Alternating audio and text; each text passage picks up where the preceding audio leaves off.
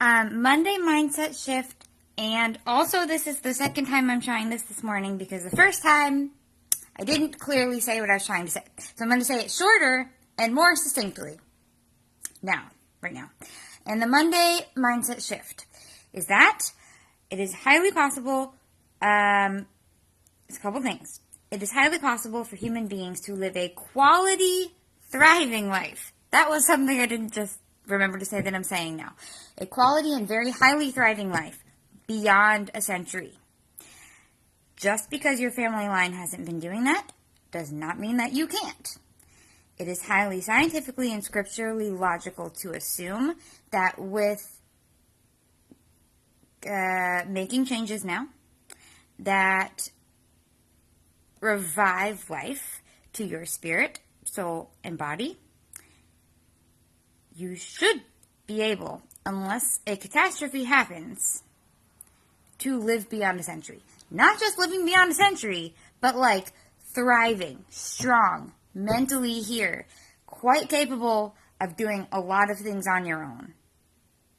And if beyond a century is too much for you to think, I want you to at least realize, let's say your family line, you have hope for like 80.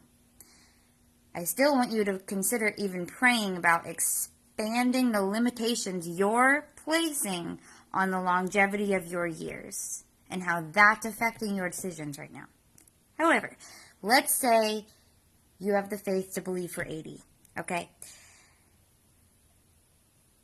There is no reason for you to have to reduce quality of life up into those years. You should be highly capable of thriving till the moment you die, except for catastrophes beyond human control, like natural disasters. However, what should that do when we realize not just can we really live way beyond? So here's the question. What is the limit you're believing about the years that you have available? That's my first question. Ask yourself. Pray about it. Am I placing a limit on what I think I'm even going to be here for? Secondly, what will it take for me to be thriving until I am way old? Probably some changes to our spiritual habits and our physical habits. Probably some changes to what we allow ourselves to consume spiritually and physically. And the second thing for believers in God is twofold call to those of us who do claim his name. Number one, our current pleasures or ease a good, beneficial stewardship of our life when we know that less than optimal choices are likely going to cause us to be less than optimal in our last years, where other people have to then invest in us to keep us alive and or reduce the total number of our years? Is our pleasure or ease actually a good stewardship of the choices we have available to care for our mental and physical body?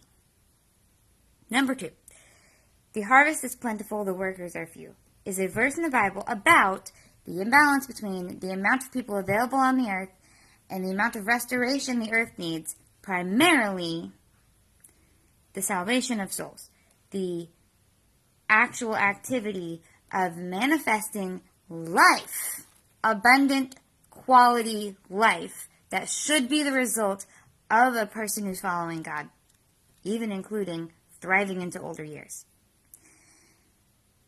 To have a testimony and the ability to articulate God's goodness till the last of your days. The harvest is plentiful, the workers are few. Is it actually a good stewardship of your life to not pay ultimate attention to doing everything we can spiritually and physically to have a thriving existence until as many years as God wants us to have, having nothing to do with the limitations or lies the enemy tells us about how limited our life is, based even on our genetics. Your genetics do not dictate your life. Your choices do. And the God you serve will direct your choices and result in your life. That's very clear. And that's it. So Monday mindset shift. What are the limits that you're placing on yourself and your capacity? And is it not worth changing your habits to align with what's optimal? And what's optimal for you? Go ask God. Pray for wisdom. Pray for wisdom and clarity. What should I do? What is the most excellent way for me to steward this life that you've given me for your glory, God? Great prayer. See what happens.